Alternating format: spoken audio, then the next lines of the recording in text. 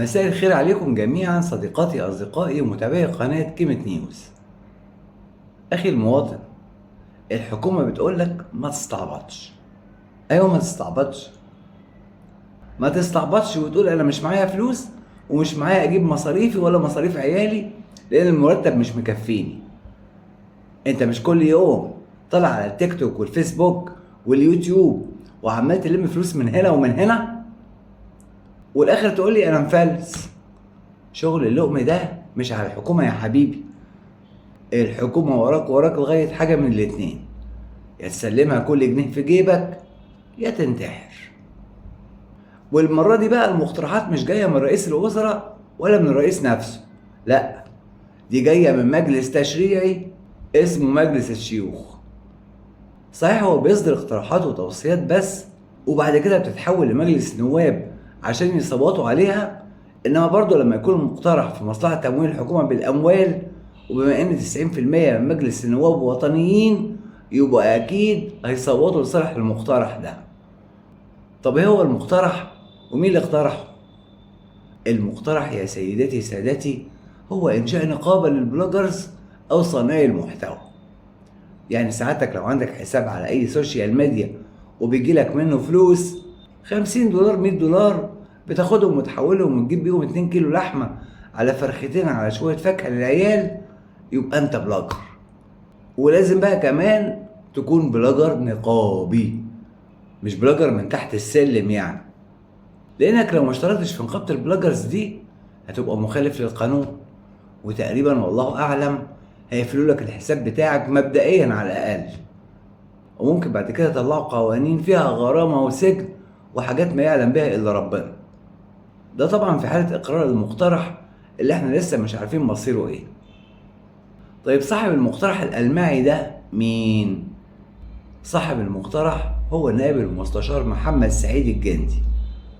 وانا لما بحثت عن سيرته الذاتية لقيت ان هو وصل لعضوية مجلس الشيوخ عن طريق التعيين الرئاسي المباشر من ضمن 100 عضو اللي بيعينهم الرئيس، وكان ترتيبه رقم 70 في قرار التعيين. السيد النائب محمد الجندي هو عضو لجنة الشؤون المالية والاقتصادية والاستثمار، وبيقولك انه بيتبنى رؤى معاصرة تواكب التطور التكنولوجي والاجتماعي، حيث تقدم مؤخرا باقتراحات هامة، ابرزها اقتراح برغبة لانشاء نقابة لصناع المحتوى الرقمي لوضع اطار مهني وقانوني يحمي العاملين في هذا القطاع وينظمهم اقتصاديا واخلاقيا. طبعا ده الهدف المعلن، انما طبعا في اهداف تانية قالها السيد النائب بنفسه، وهي فرض ضرائب على صناع المحتوى لتمويل خزانة الدولة الفاضية دائما يعني. وهو فلسفته ان من حق الدولة تاخد ضرائب من اي حد بيشتغل وبيكسب فلوس. في ناس تانية بتقول ان مش هو ده الهدف الوحيد، لانك مهما لميت فلوس من البلوجرز دول هتلم كام يعني؟ 50 مليون جنيه مثلا؟ ما هم كلهم على بعضهم ما بيكسبوش اكتر من 300 400 مليون. انما في اهداف اهم، وهي السيطرة على مجتمع السوشيال ميديا، عشان يعني ما يطلعش حد يعمل فيديوهات خادشة للحياء العام، ولا بتحرض على الفسق والفجور، ولا بتنتقد سياسات الدولة مثلا. اصل الانتقاد بصراحة زاد عن حده في الفترة الاخرانية دي، وخصوصا في موضوع اللاجئين، وبقى دمه تقيل ومخلي الحكومة متوترة ومش عارفة تركز في الشغل. طب في كذا مشكلة هتقابل السيد النائب في تطبيق النظام ده. المشكلة الأولى إن أنت هتلاقي عدد كبير جدا من البلوجرز أعضاء في نقابات، هتلاقي دكاترة ومحامين ومهندسين ومدرسين وعمال وإلخ إلخ، ومعظم النقابات دي بتشترط عدم الجمع بين نقابتين إلا إذا كنت حاصل على مؤهلين دراسيين في بعض الحالات، يا إما بقى تفصل نفسك من واحدة منهم. ده نقابة العمال كمان بتحظر الالتحاق بأي نقابة تانية بتاتا، وأكيد طبعا مفيش دكتور ولا مهندس ولا محامي مثلا هيفصل نفسه من نقابته الأصلية ويروح يلتحق بالاختراع الجديد ده اللي اسمه نقابة البلاجرز دي. ده كده يبقى راجل دماغه مش مظبوطة بقى. تاني مشكلة بقى هي الدبل تاكسيشن أو الازدواج الضريبي. انت ساعتك عارف ان اليوتيوبرز بالتحديد في مصر بيدفعوا ضرائب للحكومة من زمان عن طريق الكروس تاكسنج؟ يعني مصر مثلا عاملة اتفاقيات مع دول معينة منها الولايات المتحدة ان الضرائب تتحصل من مصر من المصدر اللي هو اليوتيوبر لصالح الخزانة الأمريكية، وبعد كده بيعملوا مقاصة ويرجعوا الضرائب المدفوعة لمصر. دي بقى هتتعامل معاها ازاي؟ هتدفع اليوتيوبرز الدبل يعني ولا ايه؟ اصلا كانت قناتي ممولة قبل كده واعرف النظام ده، بس الحمد لله على كل حال اتقفلت واديني بحاول ارجعها تاني. يعني انا مش خاضع للضرايب اصلا. معرفش بقى الفيسبوك والتيك توك نظامهم ايه بصراحة. يا ريت يا جماعة اللي عارف النظام بتاعهم يشرحوا لنا في التعليقات. الخلاصة يا صديقاتي وأصدقائي الأعزاء، لازم تكونوا عارفين إن إحنا جوه مصيدة مش عارفين نطلع منها. مصيدة الدولة عاملاها للمواطن من كل ناحية. هتدفع يعني هتدفع، الحكومة بتلم ومجلس الشيوخ بيلم ومجلس النواب بيلم. مفيش حد بيقولك خد في البلد دي، وكله لصالح خزينة الدولة والموازنة العامة والمواطن في الباي باي.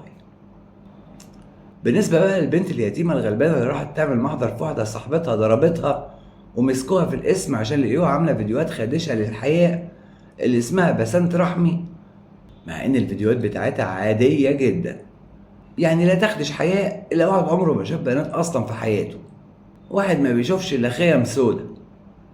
المهم هي منزلة فيديو امبارح، تعالوا نشوف بتقول فيه ايه. صباح الخير، ازيكم عاملين ايه؟ اتمنى تكونوا بخير. انا حابه اطمنكم عليا، انا خرجت كويسه بصحه وسلامه. طبعا كلكم عارفين بسبوسه، لكن محدش يعرفني انا ماما وبابا اتطلقوا من زمان وانا عندي 4 سنين. عشت مع ماما، مشفتش بابا غير مره واحده بس في حياتي، ساعه الدفنه لما توفى. انا اللي طلبت ان انا اشوفه. الله يرحمه ويغفر له، انا مسامحاه. من سنة تقريبا حصل لي ظرف في البيت، اضطريت ان انا اسيب البيت واصرف على نفسي بالكامل. ساعتها كنت شغالة في الاوبرا، لكن مرتبي ما كانش بيكفي ان انا ادفع ايجار شقتي ومصاريفي وبقية الحاجة. ساعات كان بيسد معايا لما كان بيجيلي تصوير فيديو كليب او اعلان، كان بيسد معايا، لكن جه علي اوقات ما كانش في تصوير، فكان صعب. ساعتها جالي شغل في شرم الشيخ، بلد جميلة جدا وحلوة جدا وناسها كويسين وطيبين قوي. عشت فيها ايام حلوة، دي حقيقة. جواها حلو، اي مكان فيه بحر انا بحبه جدا. انا بشكر كل شخص وقف جنبي دعمني وساعدني، انتوا حسستوني ان انا مش لوحدي، انتوا اهلي بعد ماما. بجد حابة اشكر واحد. حابة اشكر صاحب الشركة، وقف جنبي وساعدني وقومني محامي استاذ ممدوح اسكندر، متشكرة جدا. بشكر زمايلي في الشغل، كانوا بيجوا يزوروني، وكانوا بيجيبوا لي كل حاجة انا محتاجاها. وبشكر اصحابي، بشكر كل حد وقف جنبي، بحبكم جدا. بالنسبة للموضوع انا وزميلتي في الشغل، هي اعتذرت لي وانا سامحتها وتصالحنا، حصل خير وكانت ساعة شيطان، والمسامح كريم. ربنا يكرم كل واحد ويرزقه كل الخير. انا حاليا منتظرة جلستي، بعد كده هنزل القاهرة ان شاء الله اشوف جامعتي، لاني معرفتش انزل الامتحانات. ان شاء الله احضرها السنة اللي جاية واحقق احلامي. طول ما انا عايشة انا عندي امل في كل حاجة، عندي امل في الدنيا وامل في نفسي وعندي امل في ربنا، وبحبكم جدا. الحمد لله انها طلعت، بس هي طبعا لسه على ذمة القضية، بس اكيد هتطلع براءة ان شاء الله في الاستئناف، لان القضاء بتاعنا عادل ومحترم وانا بثق فيه. الحمد لله على السلامة يا بسبوسة. على فكرة بسبوسة ده اسمها على التيك توك لو حبيتوا تتابعوها.